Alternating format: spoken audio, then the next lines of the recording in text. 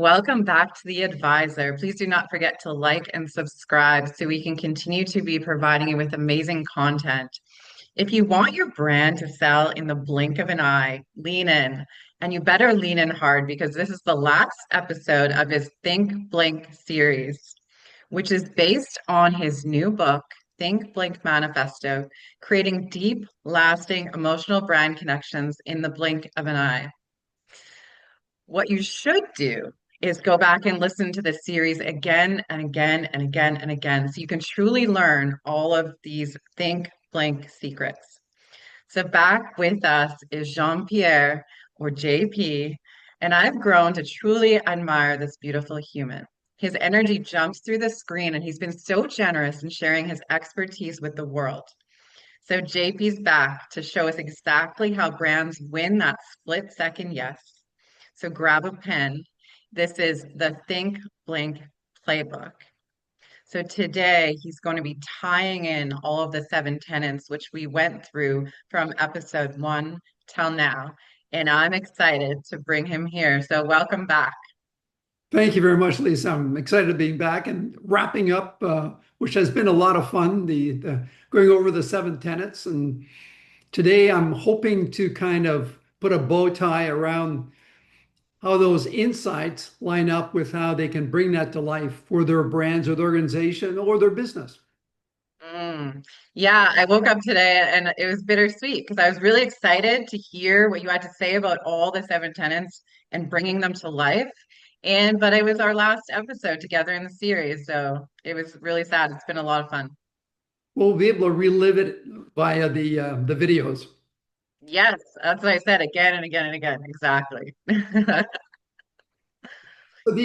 So we went through seven tenets. The most recent one was about future-proofing your brand. So looking at what are the trends happening in the marketplace, both established trends like wellness, health, and emerging trends, isolation, bipolar politics, all of these things that are starting to emerge and taking precedent on how people live their lives.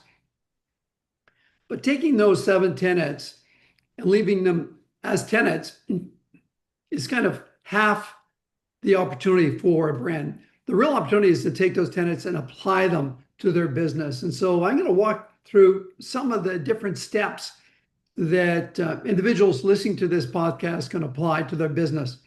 I'm going to start by the first tenet is really identifying the importance of emotional connection and owning that one emotional moment or feeling that customers have. So the first thing I would ask the audience to do is, what is the emotional connection? What is the one word, one emotive word that you own that's different than your competition? If you don't have it, start interviewing your customers, have conversation with them. And next time you're interacting with them over the phone or via the web or in a store, ask them, if I ask you, give me one emotive word that defines the experience you've had with our company, what would that word be? And you're going to get a sense from these different input points, some territories that you own. And then you can amplify those territories by taking one that is truly meaningful to your audience. That would be the first thing. If you're a large organization, it's about doing consumer research and understanding where are those emotional need states that are being unmet in the marketplace that I could own. But if you're a small independent or a small shop owner, really understanding how you differentiate yourself emotionally remains very important. And so that would be the foundation. What is that one emotional need state that you want? And then you can use research, you can interview your customers, interview your staff, get a sense of what that one word is. The second thing is to look at it through a design, look at the customer journey. What is their journey through the process of engaging with your brand? Are there friction points that you need to eliminate? Because we know that if there's anxiety and there's anger or frustration, it's going to be really hard for them to connect with you on an emotional level. They're going to be turned off to any kind of messaging that says, we have empathy for you, we're here for you.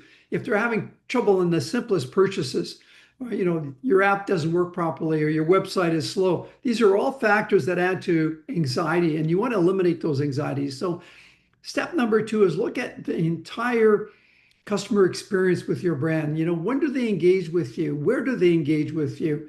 What are the steps they take? Are there things that they're doing that you could eliminate? Or the things they're doing that are adding friction, right? So now you've got the connection of how I make them feel. What feeling do I want to own? Here's the things that get in the way of generating those feelings in the tenet number two, which is leveraging design thinking to really eliminate and amplify the things that are positive about your organization. Tenet number three is really understanding that once you've done that, what is the story that you're telling your audience? How Right. are you going to communicate to them in a way, in their language, in a way that they'll remember it?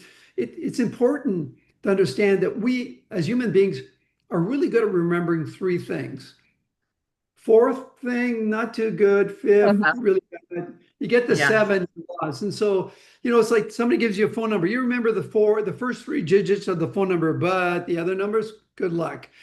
And Yeah, so totally. understand, that you've got to keep it simple. You've got to keep it down, a story that they can understand, own and reflect that emotional connection, but also make it simple for them through maybe retaining three key salient points in that story that you want to communicate. So that would be, define the emotional connection, eliminate the friction points, tell your story, because that's how we learn.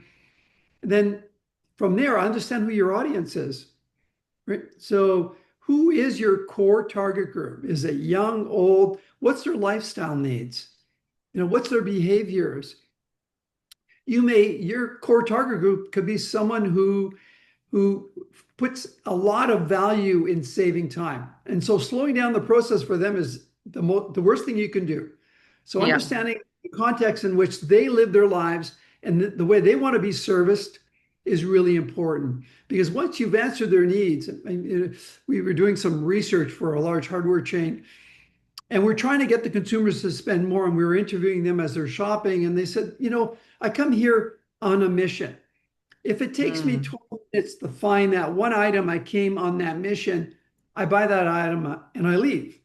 But if I find that item within minutes of entering the store, I'm going to continue the browse, because I've got in my mind, Mm. I've allocated 15 minutes in this store. And there's the opportunity for retailers to sell more products because you've allowed them to solve the problem they were looking for. So really understanding, Easy. Yeah.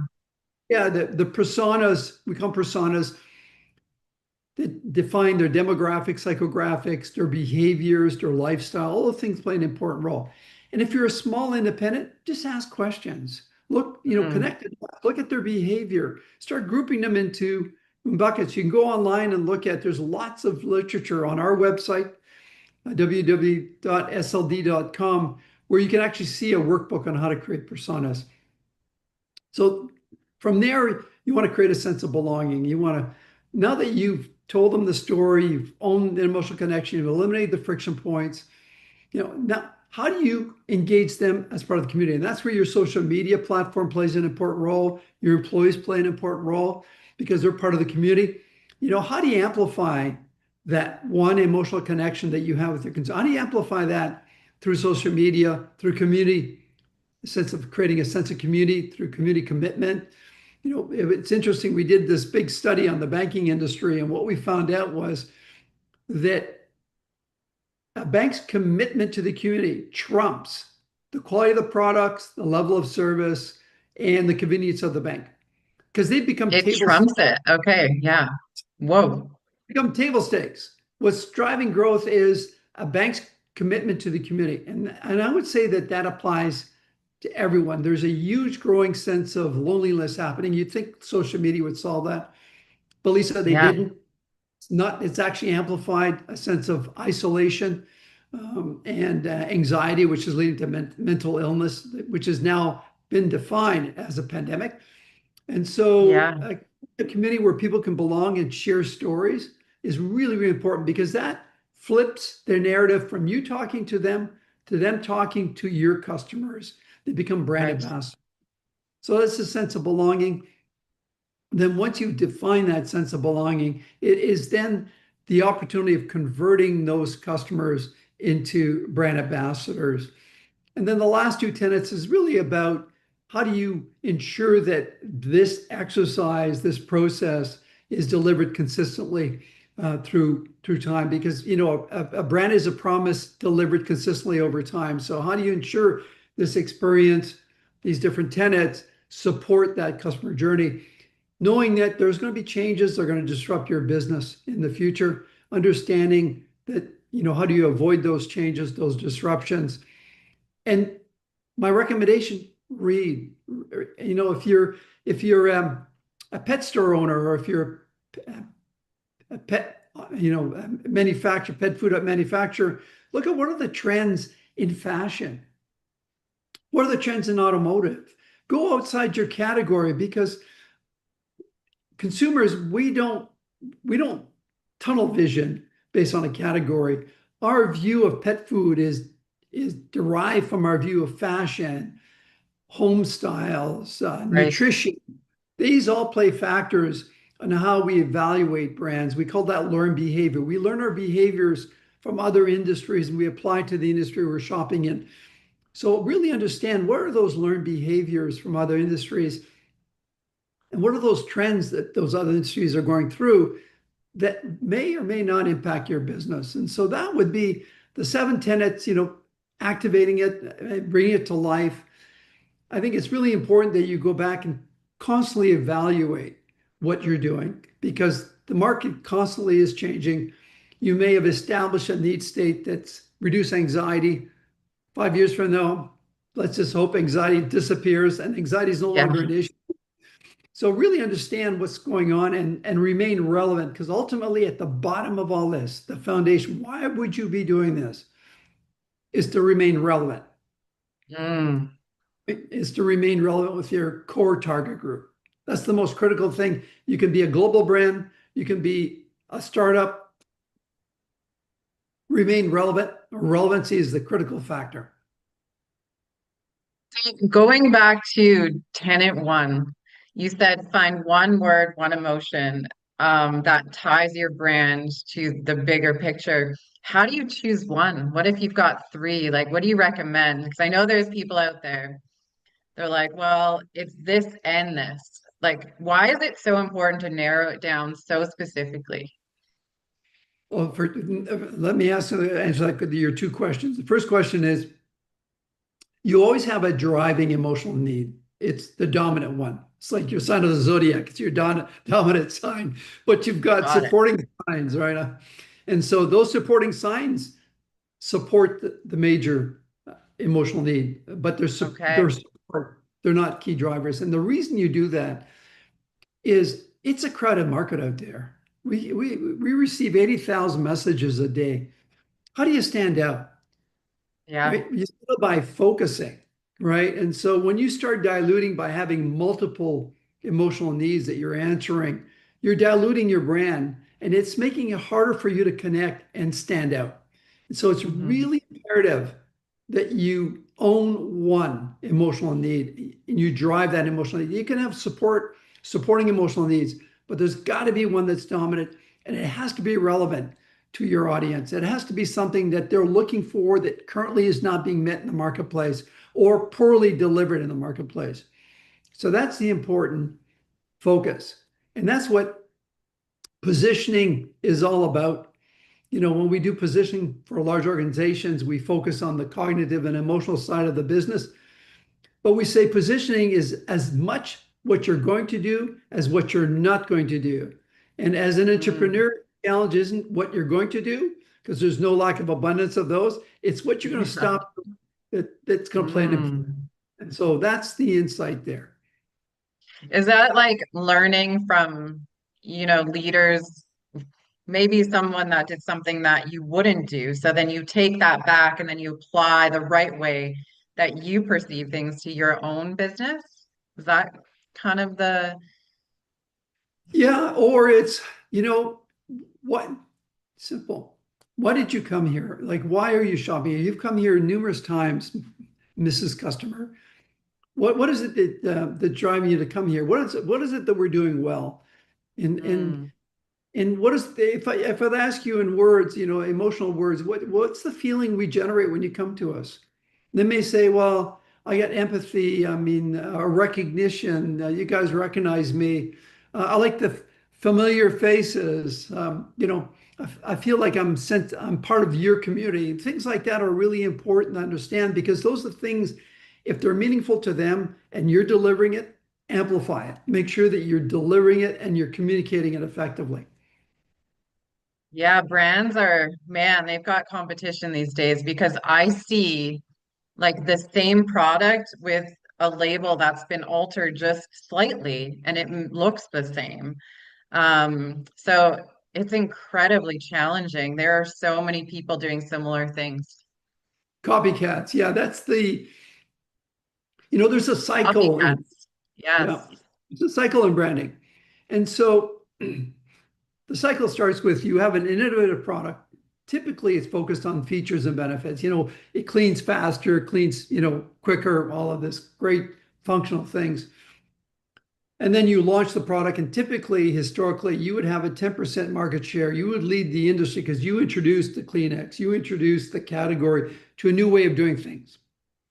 And then the category matures, new entries enter, and you now have competition. Other companies are saying the same thing. Maybe it's a different way of doing it, but it's the same feature and benefit. And then the category gets commoditized, and you go to, oh my God, we're losing money on this business. Now we can't charge what we used to charge because there's so many competing brands. I need to Right. reinvent. Right. That circle historically has been 10 years. Right. Okay. Circle now, 1 week. What? 1 week, maybe 2 weeks. Crazy.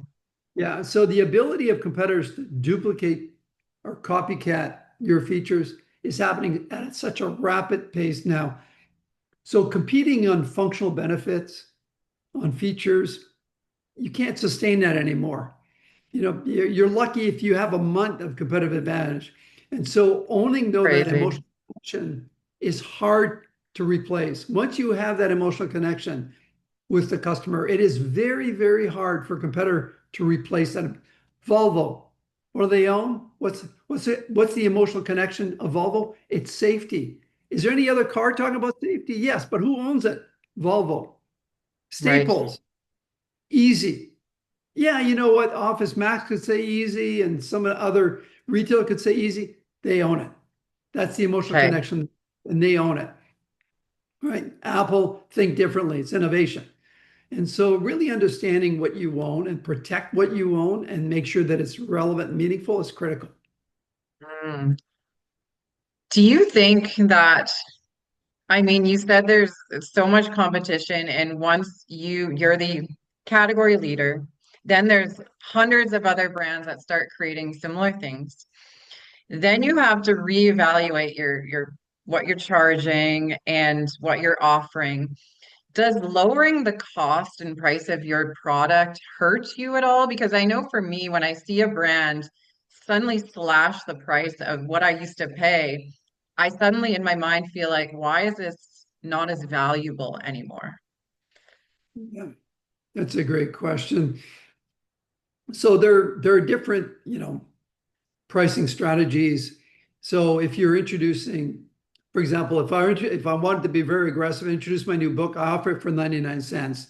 So I Right, become a seller, right? So you're doing we call it trial offer. So you discount the brand to reduce the risk that the customer will be unhappy, right? You're eliminating that risk that they're going to buy this product and they may not be satisfied. So that's one strategy for pricing.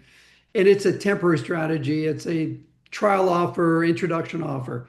And that works because you're not devaluing the equity of the brand. You're saying, hey, pay attention. We've got something unique here. yeah, we're excited. We're getting it out there. Here, you got a deal. Buy right now. You look at this circle where you become commoditized. That's when the retailer tells the manufacturer, Walmart, Walmart's policy is this: if you can't deliver innovation to your product every year, we want a price discount on that product because you're not bringing value to our customers, Oh, right? And wow. so brands are forced into, and rightfully so, having to compete on price, which is a spiral because if you lower your price, you lose margin. If you lose margin, you lose profits. If you lose profits, you can't reinvest it in the business. If you can't reinvest in the business, you can't be innovative. If you can't be innovative, you're going to compete on price. And you can see that circle getting tighter and tighter until the brand disappears. Right, right. That makes sense. Hmm. There's so many things. It's so interesting. I could talk to you about this forever. Thanks for going through tenants 1 and 7 and wrapping it all together. I know your book is out. It's everywhere. I looked it up this morning. It's literally everywhere. And that is so exciting. What are some last minute, maybe some advice that you could give to anyone out there that's in these challenges? The first thing is read. I'm just shocked at how few people read books. It's just Mm. they get their information on YouTube and social 90 media. second videos. Yeah, yeah. That's not how you learn. That's how you Yeah. solve a specific task, but that's not how you learn. You learn by reading books, insights from people who have gone through the challenges you're faced with. And there's no lack of expertise out there on every single challenge that you may be faced. So the first thing I would say, please read. It is so important. I interview candidates. The first question I ask them is, what's the most recent book you've read? And if they say I don't read, I go, not good. Because you're no longer Yeah. hungry to learn, right? You've lost that hunger to learn. You're going to be following other people. So that number one would be read. Number two is pay attention, ask questions, be inquisitive. I say be a sponge, right? If you Uh-huh. if you want to grow, don't be a rock, be a sponge. And a sponge is something that absorbs information, right? And so absorb, pay attention, ask questions, read, look at your customer's behavior when they enter the store. Look at it instead of it being a transaction. I've got to sell this customer, or I need to answer a service question. Look at where do they enter the store, or what product did they buy from you, and understand why did they buy that product versus this one. We have two products that are similar, and understand those. I would say that be a sponge, right? And by all means, read. Mm. What book are you reading right now? I'm reading a book called The Market of One.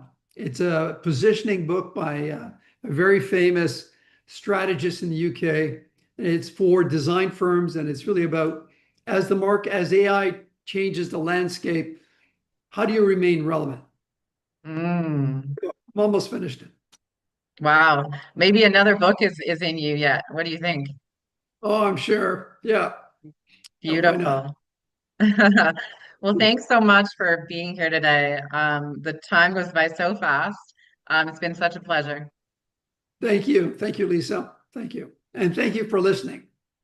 Yes, of course. And to our listeners, listen to JP. Go get a book. Go sit down. Go sit under a tree and read. Expand your mind. Be the sponge that he just talked about. Until next time, take care, everyone. Thank you. Thank you, Lisa.